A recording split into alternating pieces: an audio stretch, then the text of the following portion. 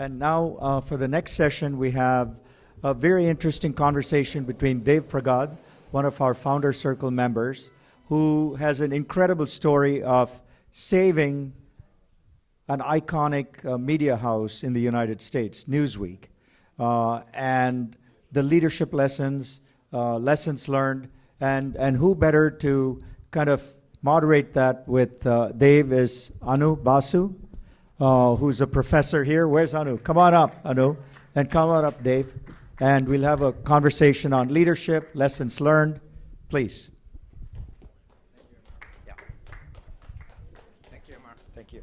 Thank you. Good morning, everyone. Thank you for being here, and thank you to the Indiaspora team for organizing this and getting me here. I'm wondering why I'm here, but we'll talk about that later, so thank you. Great to meet you, Dave. Looking at what you've done, you've incredible bio, but I found that we have one thing in common, maybe one and a half, and that is that we both studied in England, and we both got our PhDs from King's College, but yours is from King's College London, and mine is from King's College Cambridge. So there's some connection there. So my first question to you is, you graduated with a degree, 2 degrees in engineering, right? And so why on earth did you, as a young engineer, decide to work with an old media organization? When I say old media, I mean it's, in the old days, magazines like Time and Newsweek were read by almost everyone in the US and around the world. So anyway, so what made you make this decision to to go into journalism? I mean, not go into journalism, but join a magazine. Right. Well, great question, Anu. And first of all, Emma, thanks so much for the invite to be here. It's such a privilege to be here in front of amazing people of Indian origin. It makes me very proud to be here. Well, we actually have more in common. We were born in India, studied in England, and living in America. So, a lot of common things. Well, we all like to think we control our destiny. We like to plan our future very meticulously. But often, there's maybe 1 or 2 steps you can control. Beyond that is the outcome of those 2 steps that determine which direction you go, right? So, by the time I finished my PhD, I kind of got a little exhausted being in academia. And I was a good student, like most South Asians, so I got a scholarship, full scholarship, and I stayed with my parents at the time. So I did save a lot of money when I graduated. And then I had the opportunity to get into digital media. So this is 2009. 2 interesting things were happening in parallel. One, it was the financial crisis. And number 2, Newsweek was sold for $1 that year, right? With $50 million of debt and $30 million of losses, right? Something like that. But digital media, this is Newsweek print, was growing in double digit despite the financial crisis. Why? Because that was the rise of Google. Digital advertising was just booming. With high tides, all the boats rise, right? So I had the opportunity to kind of get into this startup, a company called IBT.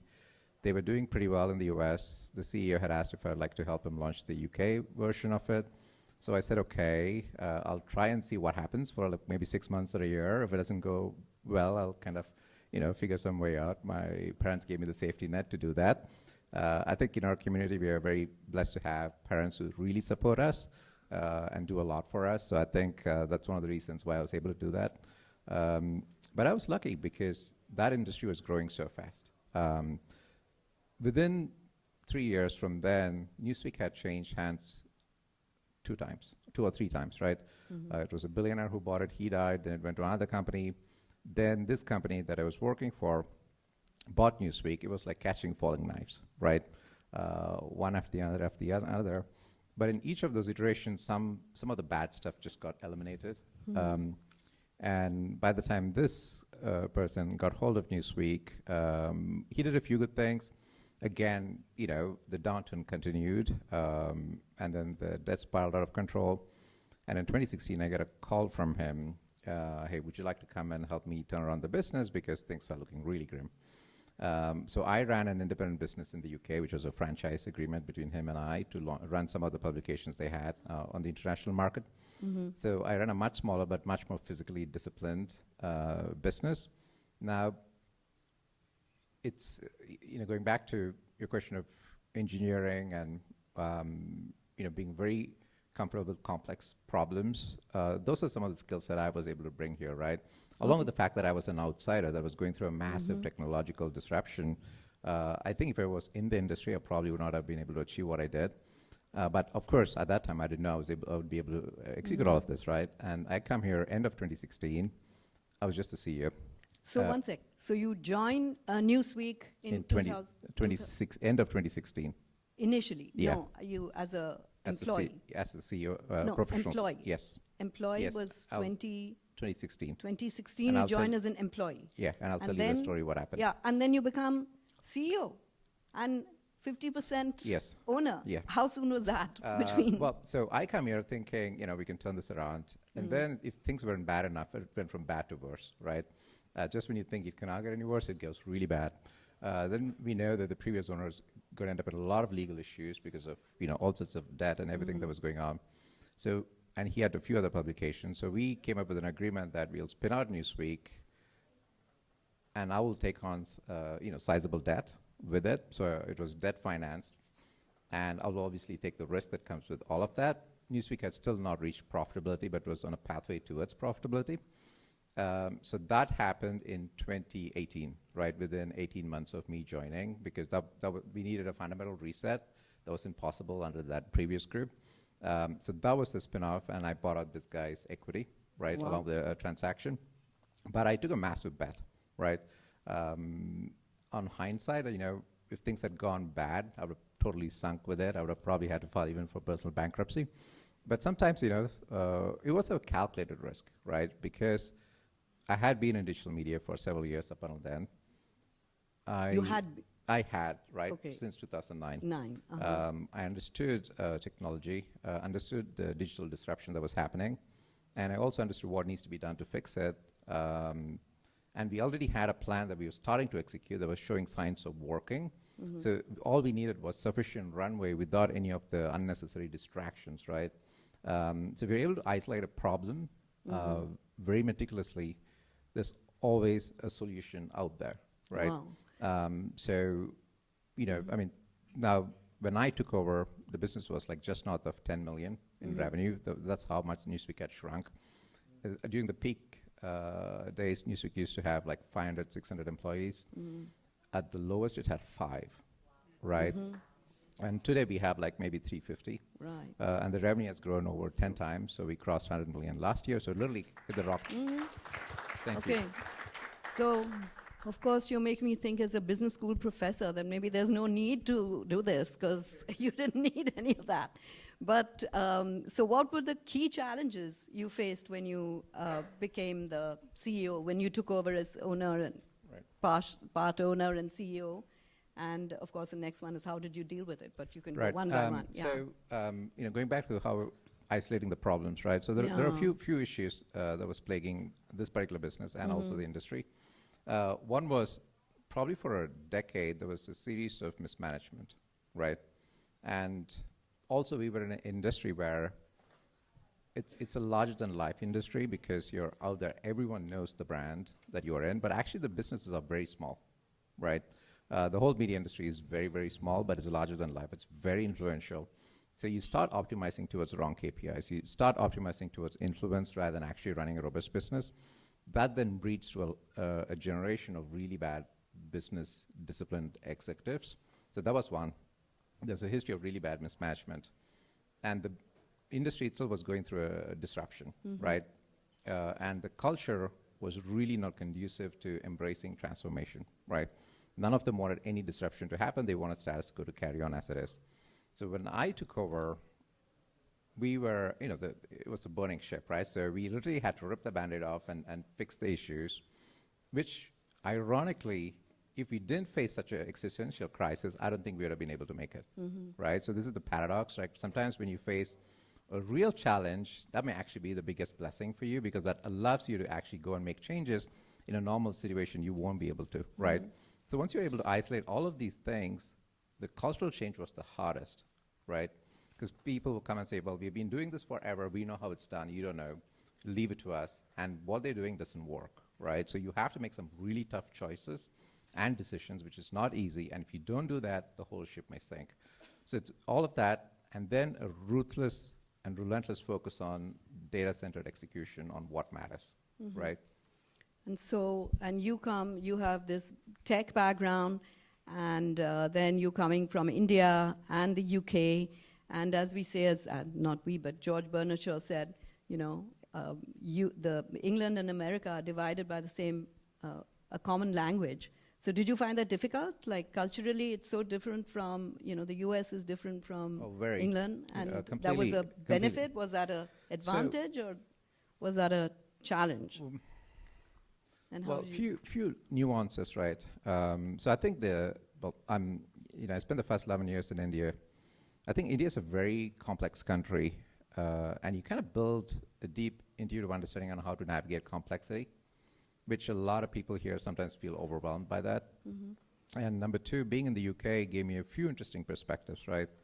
UK is full of very large media houses, right? Financial Times, Economist, BBC, Guardian, you name it. And having run businesses there, I know that vast majority of their audience comes from America. So for nearly 6-7 years, I spent a lot of time studying how to build an American audience. And I just knew the inner plumbing works so well. I think that was very, very beneficial.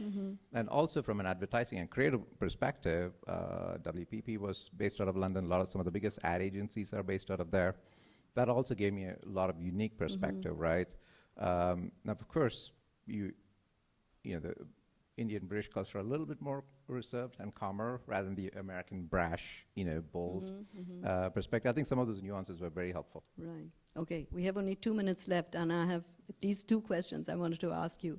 So one is that Newsweek is now, my understanding is it's trying to position itself as a centrist, data-driven, objective news magazine. And so how do you negotiate, how are you negotiating today's polarized politics and in America? And then the second question, given that we have very little time, is that what's your position on the recent relationship between the US and India? And India was always seen as a democratic ally of the US, and it's not clear that the US sees India that way. And is there something that Newsweek could do about it? Or do you think your magazine should or could do anything about that? Sorry, that's 2 questions, but kind of important. So a big part of the turnaround of Newsweek was going back to the history and the heritage of the brand, and it was an all-American brand, right? So, America's probably divided almost in the middle, so there's a massive amount of customers on both sides, right? It's kind of not a great business decision, unless that is your business strategy, right? This is the market I'm really going for. But Newsweek, we wanted to tap into the history and the heritage of the brand, so we wanted to be a centrist brand. It took us a while to achieve that, and it's also quite a complex task to achieve, right? Because how do you cover people who have really different perspectives on things, right? That the norms don't, for example, in the health sector, like during the COVID, there were people who really were so against vaccines. And in a country of free speech, they do have the right to say that, but then how do you navigate that? Those are very complex questions, because if you just give them uncontrolled reign, they will just promote, crazy nonsense, right? But at the same time, if you suppress the right to speak, that's a constitutional right that they have. So how do you balance that? That's very tricky. So we came up with the platform called Debate. We just wanted to promote the ideas from both sides and ultimately let the audience make sense of it. That journey took us a while. We used 2 or 3 independent rating agencies to measure our bias. And since, I think, 2020, we went from left-leaning to, slightly left of center, which is kind of where we want to be. So we feel pretty good about it, because that's a real nice white space that we have created for ourselves. Now, obviously the big question is what's happening between America and India. So, I mean, being an Indian American who owns and runs a iconic American media brand, it is important for me how India is represented and how people of Indian origin are written about here. But also, first and foremost, I'm an American and I have an iconic American brand. So how do I navigate that is something that's really, really important for me. I mean, with regards to the relationship, it is a complex one in that, it's very unfortunate what's happening. But I think it's very helpful to go to the fundamentals, right? When there's a problem or an issue, it's really helpful to go to the fundamentals. And of all the countries that you have, India and America do have a lot of shared values, right? The core shared values in terms of democracy, freedom of speech, or even press. I was giving a talk last week, and in Russia or China, I probably would be in jail for doing the business I do, right? The first industry they go after is press, right? Whereas in India, what do people say? India does have great free speech and free. I mean, you can argue about it, but it's you don't see people being jailed all the time for it, and in America too, right? And I think we need to focus on those things and be very nuanced and sophisticated in going about how do we solve the challenges, right? Again, people have the right to express their feelings, whether positive or negative towards us. Equally, we also have the right to, combat that, right, with free speech, with accurate information. It's more about how do we exercise our rights as American citizens. The Constitution gives us rights, right? No one can take that away. Now, how do you leverage all of that and engage in a civilized dialogue? There will always be crazy people who say crazy things, right? I mean, I'm a British and American citizen now. Every time we write something about the royal family that is not in favor of Meghan Markle, I get trolled on Twitter, right? I literally get trolled. I get accused of being an agent of RF, and I was curious, what is RF? And then I found out that's the royal family. And I think at some point we do have to get a little bit of thick skin, but we have to combat the negative and false information, right? And I think that's, I see all of this as an opportunity because we are stepping up, people are noticing us, and it's our opportunity to kind of take charge of our destiny. Okay, that's great. I do have other questions, but I think we've run out of time, right? Wrap up. Okay, yeah, thank you. Well, thank you. Thank you.